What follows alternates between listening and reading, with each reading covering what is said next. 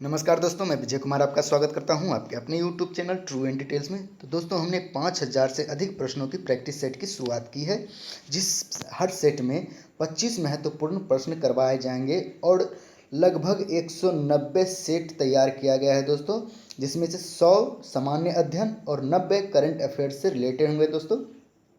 अगर आप सभी सेट कंप्लीट कर जाते हो तो आप किसी भी एग्जाम के लिए तैयार साबित होंगे दोस्तों, चाहे वो रेलवे हो, चाहे एसएससी हो या बैंकिंग हो, कुछ भी हो, आप उसके लिए तैयार हो जाएंगे दोस्तों।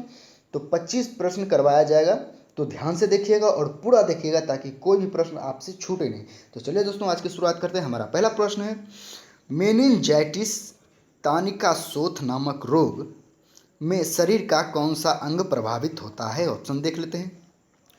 ऑप्शन 1 मस्तिष्क, 2 तिल्ली, 3 हृदय, 4 नाक। तो इसका आंसर होगा दोस्तों ऑप्शन 1 मस्तिष्क। तो चलिए दोस्तों, आगे की ओर बढ़ते हैं। हमारा अगला प्रश्न, शरीर में रक्त का थक्का नहीं बनने का प्रमुख कारण है, यानी शरीर में हमारे जो रक्त बहता है दोस्तों, वो रक्त शरीर में थक्का क्यों नहीं बन पाता?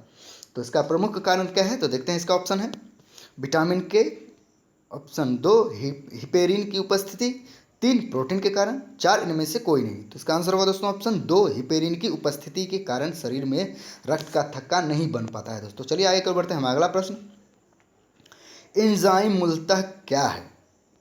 1 विटामिन है, 2 हीमोग्लोबिन है, 3 रक्त, 4 प्रोटीन है। तो इसका आंसर होगा दोस्तों ऑप्शन 4 प्रोटीन। एंजाइम मूलतः प्रोटीन है दोस्तों। तो चलिए आगे कर बढ़ते हैं। हमारा अगला प्रश्न, पित्त का निर्माण शरीर के किस भाग में होता है? जो बायोलॉजी पढ़ते होंगे उनको पूरा पता होगा और सभी आंसर दे दिए होंगे। तो फिर भी ऑप्शन देखते हैं। 1 हृदय में, 2 यकृत में, 3 फेफड़ा में, 4 तीनों में।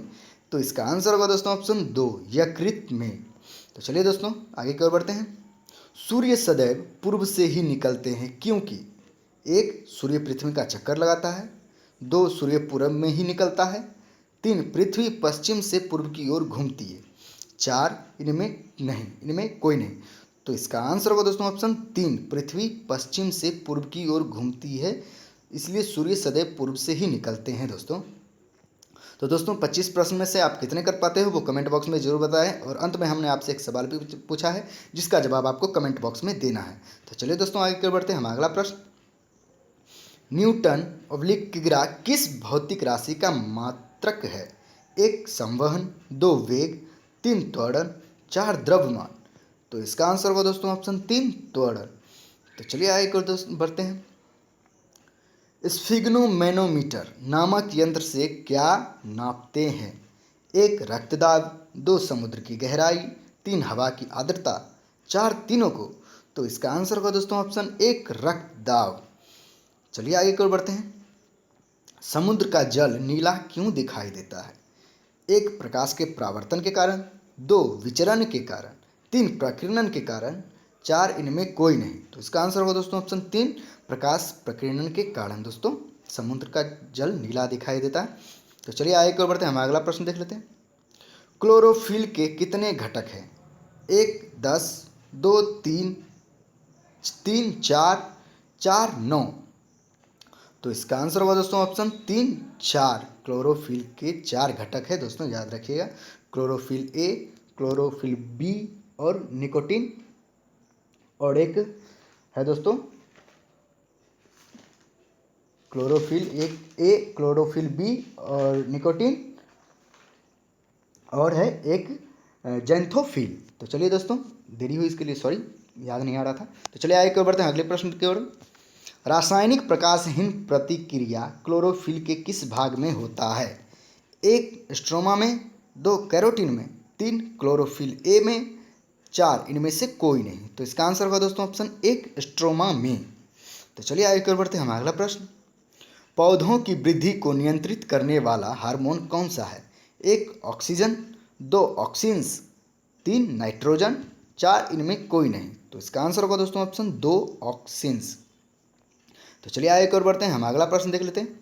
सबसे भारी धातु कौन सी है? 1 लोहा, 2 हीरा, 3 ओस्मियम, 4 पारा। तो इसका आंसर होगा दोस्तों ऑप्शन 3 ओस्मियम सबसे भारी धातु है। तो चलिए आगे की ओर बढ़ते हैं। मगध का प्रथम राजवंश कौन था? 1 मौर्य वंश, 2 चोल वंश, 3 मुगल वंश, 4 हर्यक वंश। तो इसका आंसर होगा दोस्तों ऑप्शन 4 हर्यक वंश मगध का प्रथम राजवंश था। तो चलिए आगे की ओर बढ़ते हैं। सल्तनत काल में अश्वशाला के प्रधान को क्या कहा जाता था? ऑप्शन 1 प्रधान जी, ऑप्शन 3 अमीर आखुर, 3 पुरोहित, 4 इनमें कोई नहीं। तो इसका आंसर होगा दोस्तों ऑप्शन 2 अमीर आखुर। सल्तनत काल में अश्वशाला के प्रधान को अमीर आखुर कहा जाता था दोस्तों, याद रखिएगा। हो सके तो नोट डाउन करते चलिएगा। तो चलिए आगे की ओर बढ़ते हैं। जालियांवाला बाग हत्याकांड के समय कांग्रेस अध्यक्ष कौन थे?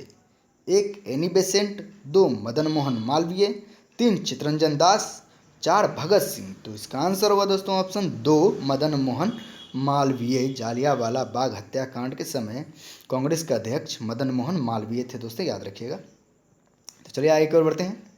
जिन्ना ने किस दिन को मुक्ति दिवस मनाने का आदेश मुसलमानों को दिया था? 1 14 अगस्त 1947, 2 26 जनवरी 1946, 3 22 दिसंबर 1939, 4 15 अगस्त 1946। तो इसका आंसर होगा दोस्तों ऑप्शन 3 22 दिसंबर 1939 को। तो चलिए आगे की ओर बढ़ते हैं। राष्ट्रपति पर महाभियोग चलाने हेतु कितने दिन पूर्व उन्हें नोटिस देना होता है? ऑप्शन 1 20 दिन पहले पूर्व, 2 1 माह पूर्व, 3 7 दिन पूर्व, 4 14 दिन पूर्व।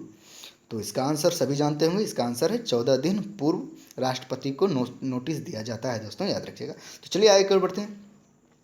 भारत के प्रथम लोकसभा उपाध्यक्ष कौन थे?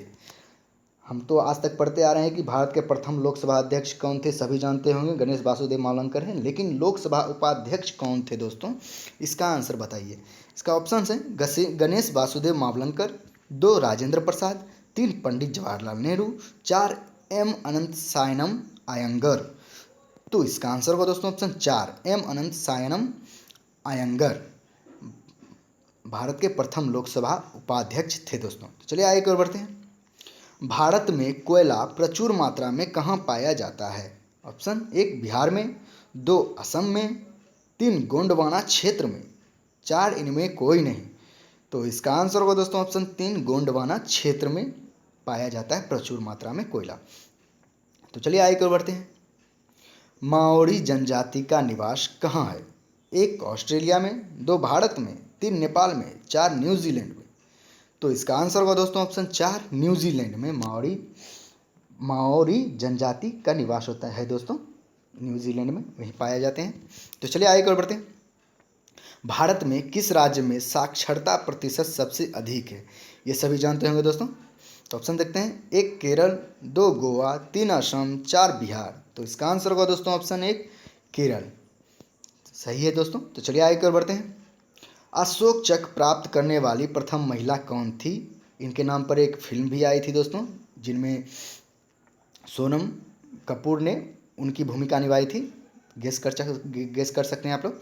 ऑप्शन देख लेते हैं। 1 इंदिरा गांधी, 2 नीरजा भनोट, 3 एनी बेसेंट, 4 कमला गंगुली। तो इसका आंसर होगा दोस्तों ऑप्शन 2 नीरजा भनोट। इन्हीं पर एक फिल्म बना था नीरजा, जिसमें सोनम कपूर ने क्या कहते हैं अभिनय किया था। तो चलिए आगे की ओर बढ़ते हैं। हमारा अगला प्रश्न, सबसे पहले सैफ खेल कहाँ आयोजित हुआ था? Option 1 Delhi, option 2 Dhaka, option 3 Kathmandu, option 4 Karachi. तो इसका आंसर होगा दोस्तों ऑप्शन 3 काठमांडू। काठमांडू में सबसे पहले सैफ खेल का आयोजित हुआ था दोस्तों। तो चलिए आगे की ओर बढ़ते हैं। डार्क एवेंजर क्या है? देखते हैं ऑप्शंस। 1 गेम ऐप, 2 सरकारी योजना, 3 उपग्रह, 4 प्रमुख कंप्यूटर वायरस। तो इसका आंसर होगा दोस्तों ऑप्शन 4 प्रमुख कंप्यूटर वायरस है डार्क एवेंजर। तो चलिए आगे की ओर बढ़ते हैं। हम आखिरी प्रश्न देख लेते हैं। प्रधानमंत्री वय वंदना योजना का प्रारंभ कब हुआ? ऑप्शन देख लेते हैं। 1 2018, 2 2014, 3 2019, 4 21 जुलाई 2017। तो इसका आंसर होगा दोस्तों ऑप्शन 4 21 जुलाई 2017 में प्रधानमंत्री वय वंदना योजना की प्रारंभ हुई थी दोस्तों। चलिए दोस्तों, जो आपके लिए एक प्रश्न है देख लेते हैं। आपके लिए क्या प्रश्न है? ट्विंकल ट्विंकल लिटिल स्टार बाल गीत के रचयिता कौन है? तो हम लोग बचपन से सुनते आ रहे हैं कि दोस्तों कि ट्विंकल ट्विंकल लिटिल स्टार, उनके रचयिता कौन है? इसका आंसर आपको कमेंट बॉक्स में देना है दोस्तों। अगर आप वीडियो पसंद आया हो तो कृपया लाइक करें, शेयर करें और मेरे चैनल को सब्सक्राइब करके बेल आइकन को दबा दीजिए, ताकि जितने भी मैं वीडियो डालता हूं उसका नोटिफिकेशन सबसे पहले आपको पहुंचे और आप किसी भी परीक्षा के लिए तैयार हो सके दोस्तों। तो चलिए दोस्तों, आज तक के लिए इतना ही। बहुत बहुत धन्यवाद। जय हिंद, जय भारत।